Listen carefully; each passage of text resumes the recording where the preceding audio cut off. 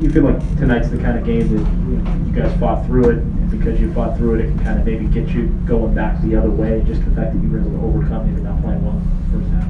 Fought through. Just not playing well maybe in that first half. Yeah, I know a lot of people who expect us to be great every night, and that's a great standard to set.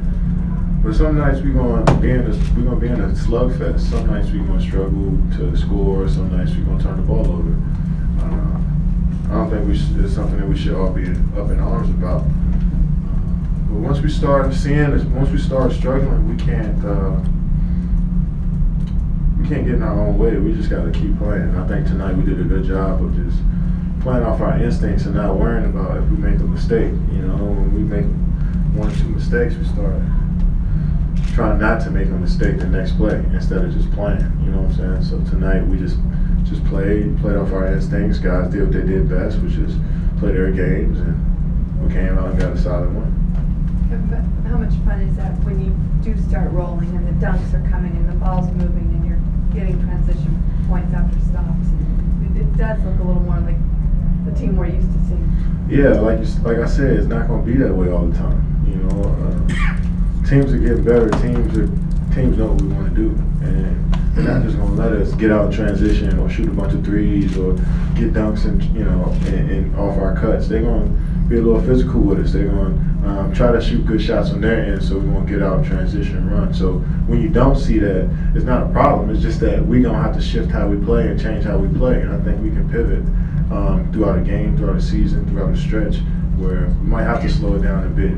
We might have to shoot less threes and throw it in the post to D.West or Dre or me or Dot and try to figure out offense that way to loosen them up a bit, and then our three-point game will work. So, you know, it's about just figuring out different ways to play. We got such a talented group that we can play in different ways. And so it doesn't have to always be a 121 to 103 game or 140 or we hit 15 threes and everybody's just excited in the arena. Sometimes it's going to be a 95 and 85 game. And be prepared for that as fans and as media members, that sometimes it might not be the fast-paced game that we want, but that's what makes us a great team. We can play either way.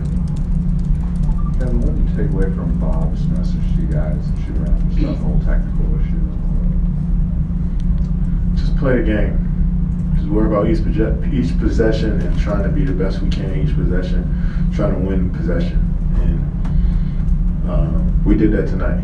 And that's a step in the right direction. And that'll make up for a lot of problems if we just worry about trying to win each possession no matter what.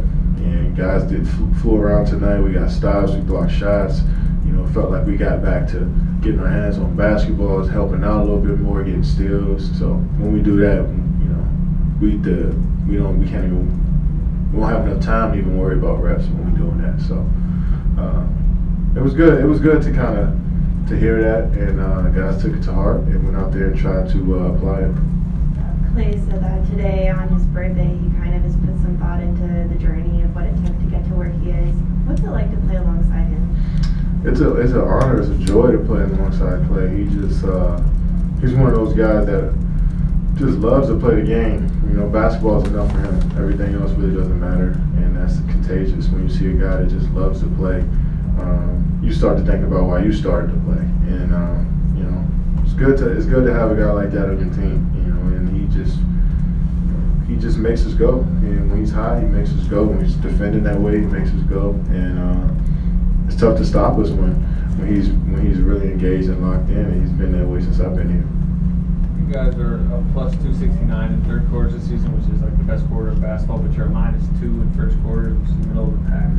Do you have a theory that would maybe explain why it's that big a discrepancy? It's not just kind of a small one. Well, I mean, it feels like teams come in and obviously we're circled on the calendar, and nobody wants to just get blown out in the first quarter. So they come with amazing efforts, and they're knocking down shots, playing with a lot of energy, playing especially on our home floor. I feel like a lot of teams play with house money. The coach says that a lot. You know, they play with house money. They want to beat us, and they want to make it a game. So in the first quarters, they give us their best punch, and sometimes we take it. Sometimes we don't do a good job of it. But I think over time, it's just we continue to wear them down with how we play and switching and up and down pace, and after a while, some of those shots that were going in the first quarter, they start to rim out in the second and third. So we just gotta stay with it and know that we can't win games in the first quarter. And the third quarter, we do a good job of in halftime making adjustments and sticking with our game plan, and some of those shots just start to come off the rim. At least a couple, definitely one to end the third quarter. You kind of isolated at the top, dribbling out. I know you had a lot of those in your career, but with this team, not so much. Is this strictly a call by Kerr, and how did you feel just being able to run that?